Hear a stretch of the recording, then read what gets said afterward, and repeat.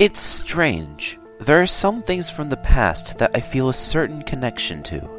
Things that I feel nostalgic for even though I never experienced them, or didn't experience them much when I was younger. Case in point, Fox Kids.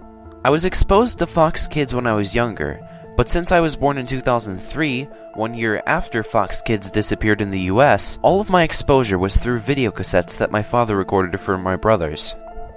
I remember watching shows like Power Rangers Time Force and Transformers Robots in Disguise from these VHS recordings. I never watched them much, so the fact that I feel so connected to this network is beyond me. Maybe it's that the Fox Kids style is similar to networks I remember more, like Kids WB, which I will definitely cover in a future video. Maybe it's the fact that a few of the shows I watched later in life on different networks I also watched on the Fox Kids recordings, and my brain is making connections between them. Maybe it's that Noggin, a network I remember much more, often followed Fox Kids on those tapes, and my brain is making a connection there.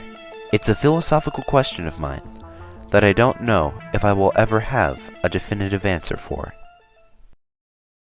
Sorry for the tangent, but yes, this video is about Fox Kids.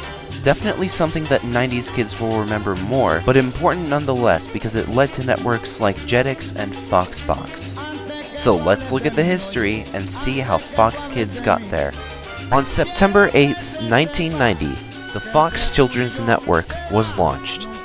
It originally aired for 30 minutes on weekdays and for 3 hours on Saturday mornings.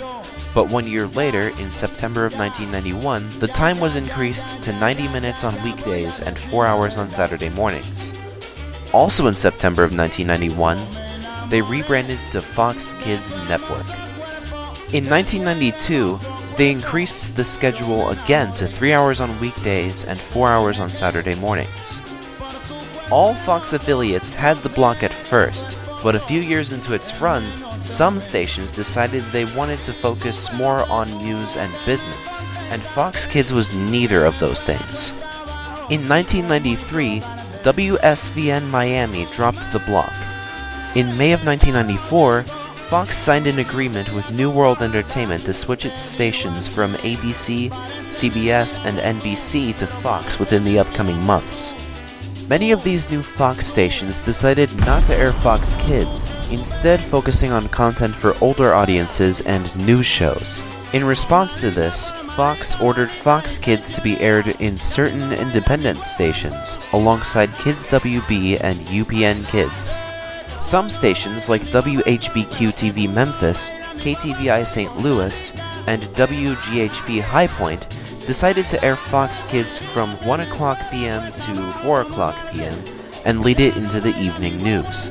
For the first few years of Fox Kids' run, Warner Bros. Animation aired many of their shows on Fox Kids, such as Animaniacs, Tiny Toons, and Batman the Animated Series. However, when the WB was launched in January of 1995, followed by Kids WB in September of that year, the Warner Bros. Produced shows were moved to those networks. In 1996, Fox wanted to expand Fox Kids worldwide, so they formed a strategic alliance with Saban to merge, and then create a new company called Fox Kids Networks Worldwide, which was renamed to Fox Family Worldwide in 1997 after an acquisition of International Family Entertainment, who ran the Family Channel.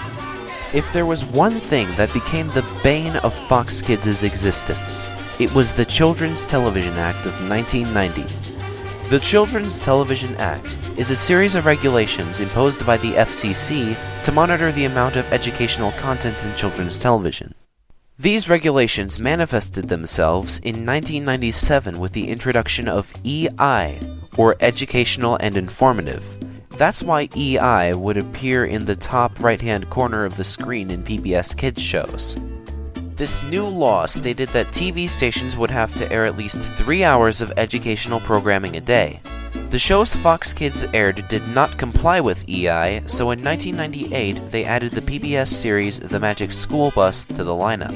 Around this time, the weekday time slot for Fox Kids was reduced to 2 hours, from 3 p.m. to 5 p.m.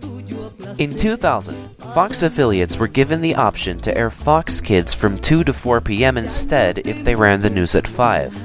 Some stations delayed Fox from 10 a.m. to 1 p.m., as this time slot was not very desirable because most children were in school by then and the time slot was not very highly rated anyway. A few stations decided to use this time slot to air the Magic School Bus to comply with EI. Never mind the fact that there wasn't that big of an audience around that time to watch it, but hey, anything to comply with the 3-hour-a-day of educational programming rule. But it wasn't just EI that Fox Kids was having trouble with around this time.